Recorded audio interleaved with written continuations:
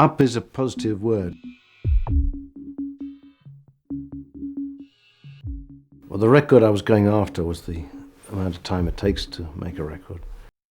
I think perhaps, yeah, personally, I'm in a good place at the moment, and I think probably more up than previous couple of albums, say, and so maybe there's some relationship there, but I don't think there's so much relationship in the music itself. And I had sort of thought that there was a bit of a hospital anthem of sort of sew us up that I could string together. People always ask me when's the album coming out, and I always say September, and never give away what year I'm talking about. So it's sort of tended to drift a little further than I'd intended. But it feels like there's a lot of stuff now ready to come out. I've been very fortunate that I don't have to put out a record if I don't want to. So it's more when it feels ready and when I feel ready to go out into the world again. I also want to try and take stuff in, because I think often, when you make a record, you're spewing stuff out, and unless you've had enough input, how can you expect it to be interesting or have any new things to reflect on or comment on? I think that process is a slow process for me. It's like trying to grow fruit, and eventually it feels so heavy enough or ripe enough, if you squeeze it, that it might bear some juice. Darkness was titled House in the Woods and is about fear. I'm afraid of what I do not know. I hate being undermined. I'm afraid I can be devil man. For myself and for a lot of other people, it's the fear that stops you doing things that you could gain an awful lot from. I grew up on this farm near Horsell Common, which is where the Martians landed in H.G. Wells' War of the Worlds, but it was quite a sort of moody place to play in as a kid. And there was this woman who was squatting in the woods in a caravan. I think to our sort of 5-6-year-old imagination, she was a witch and very scary. So we always ran very fast when we crossed the path by her caravan. Walking through the undergrowth to the house in the woods.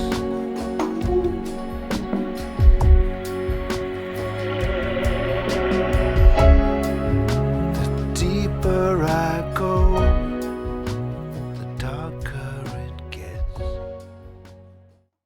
This is Growing Up.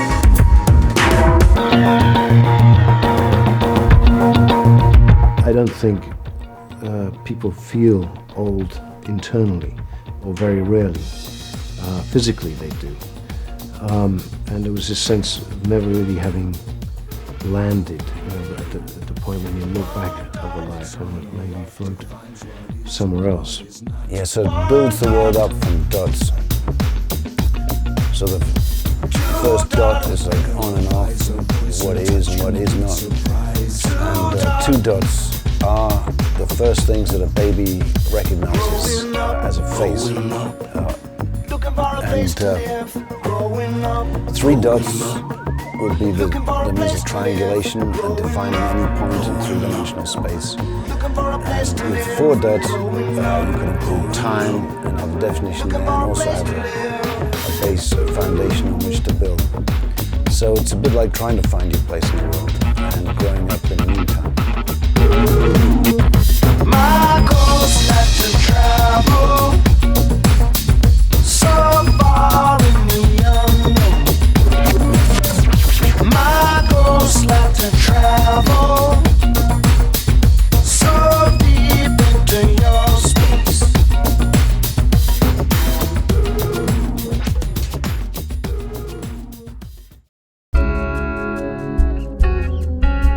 This track is called Sky Blue. Lost my time, lost my place in sky blue. As a teenager, I was sort of very influenced by soul and blues, and that was my sort of starting point to a lot of music. And I think this was definitely an influence on that track. sky blue. Peter Green is someone who I think was, one of the key British musicians when I was growing up, and enormously talented. I was very keen to see if we could persuade him to come and play something on it. And in fact, he did a session down here and then a session in the studio where he normally works. I had the wonderful chance to work with the Blind Boys of Alabama, and they are just extraordinary voices. I mean, extraordinary people too, but the voices are lived in, and they have a different type of quality to them than young voices. I think it's one of my favorite sort of emotional bits on the record.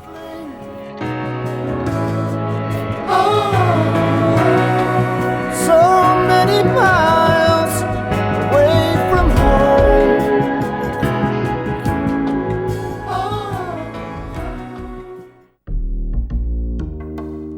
This one's called No Way Out. It was one of the earliest we began working on, and then it had more of a latitude. Chris Hughes took it and did this programming thing with it, with a thing called circulate. But what it tends to do is break everything up into lots of little pieces and then sort of reassemble them. It's still very granulated, and it has this sort of strange, mysterious percussion quality to it.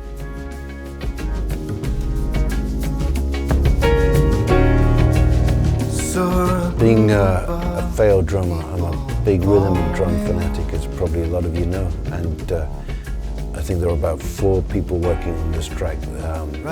Steve Gadd doing some brush work, I know Cache doing some kit work, Dominic from Reef, who we know very well because they're always rehearsing him. He's a great drummer, and he did some tom work, and then it was something I was hearing, so I ended up doing a bit of tom work myself on that chorus.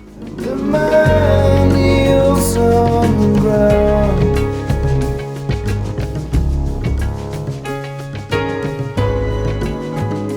The man kneels on the ground.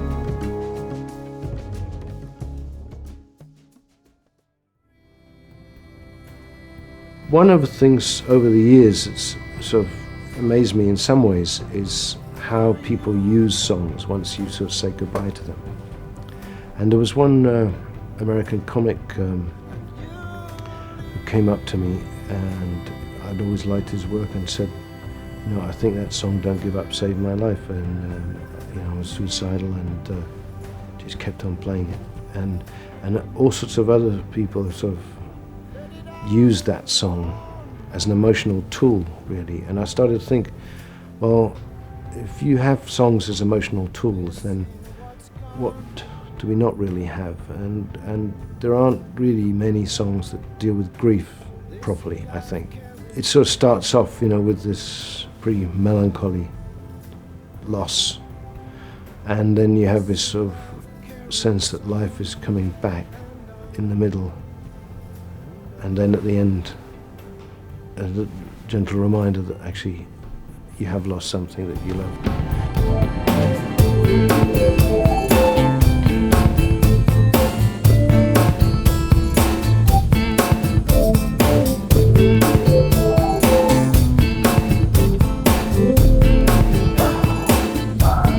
Life carries on in the people I meet.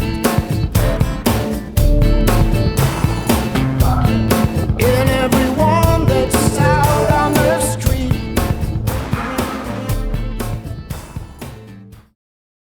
This is the Barry Williams Show.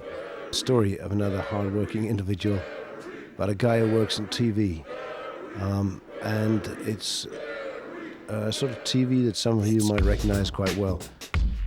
In this case, the character is called Barry Williams. I think the line that talks about dysfunctional excess being the key to my success will give you some clues in that direction. One go to the bar.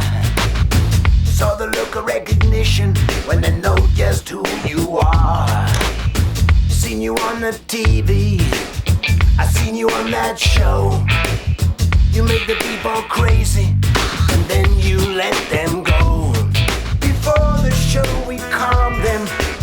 sympathize, we care, and the hostile folk we keep apart. Till the red light says on air, did you see our leather lovers all tied up to the chair?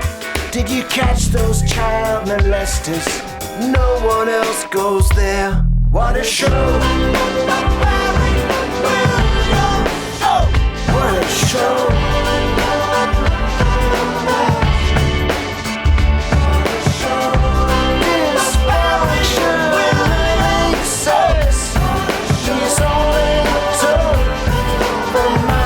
Success, the greater pain, the danger, the more you know, the show will score.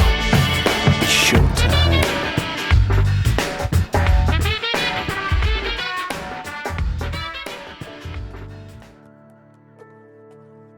My Head Sounds Like That is the title, and when I received a heavy blow on my forehead, it sounded a little like this.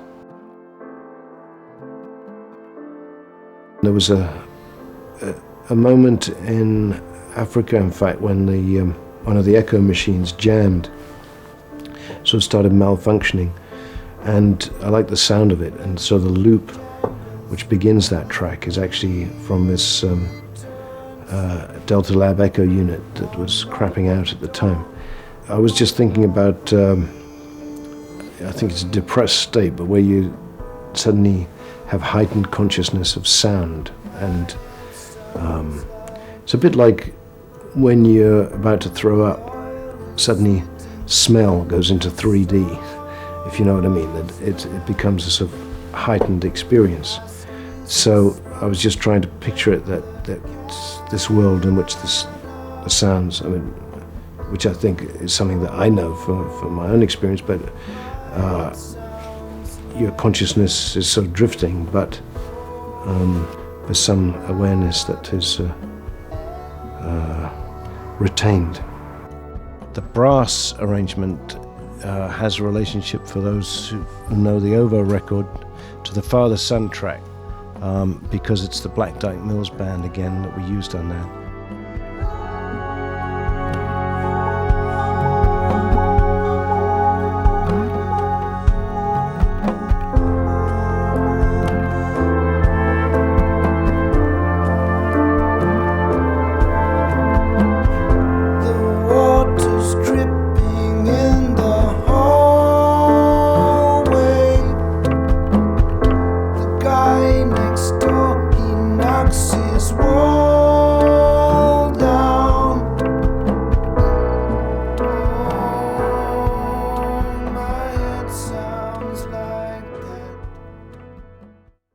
More Than This came right at the end, and I'd started a thing with guitar samples. I was mucking around with guitars, and Daniel Lenoir left this beautiful Telecaster here. I can't play guitar to save my life, but I can make noises on it, which sort of it's like mirror guitar, you know, and hair flowing, but or single hair flowing as it is now, and the samples we were getting, I was then manipulating them on the keyboard, and the first sound you hear on this track is that sort of thing, so that was built around that. But I'd always liked it, and in fact, I was actually driving through the Italian Alps, so again, it was one of these scenic detours that I found this cassette which had got this stuff in, and then I've been playing around with a different sort of groove. And that started all to make sense to me at that point. More than this, there is something else there. When all that you had has all gone. More than this, I stand feeling so connected. And I'm all there, right next to you.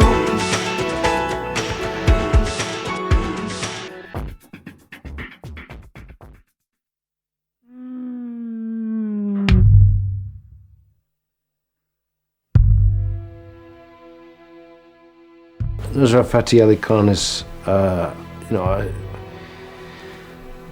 one of the most extraordinary singers, I think, of our time, and it was very sad for us to lose him. And I was very lucky that he'd worked on this track before he died, and it was, I don't know, it's just such a powerful thing that I was really keen to finish it and make it a sort of centerpiece for the record. And it was a much sort of starker thing that he sang to, but I wanted to try it in this string thing, and it's I think in a way most filmic, working with the strings at the end. That was a very slow process, and I spent sort of a week working through it with Will Gregory. He's been doing the Goldfrapp material with Alison, and but there's another sort of local Bath person and very talented. And it's the sort of dirtiest I've got my hands in the actual sort of string arrangements, and that was very satisfying in terms of trying to generate all sorts of melodic and harmonic things that were quite clashing in places, and then hear them all put together.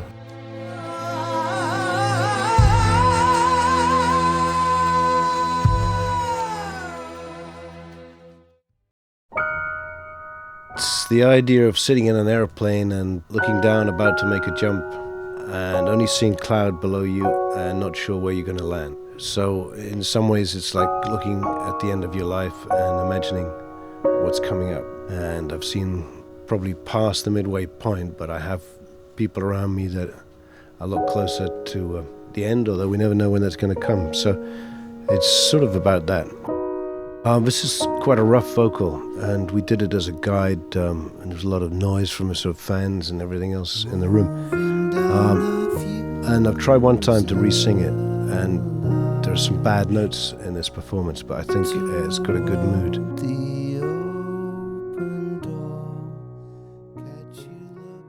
I'm really hopeful that there'll be at least one other record out within sort of 18 months or after this. So depends, how much touring and all the rest I do, but it shouldn't take that long. Touch wood to finish it off, because there are some tracks finished. Some I'm sure I'll rework a bit, but a lot of the writing has been done, and the lyric, which is often the longest, slowest part, I have quite a few lyrics now, so it feels good to have something in the bank, as it were.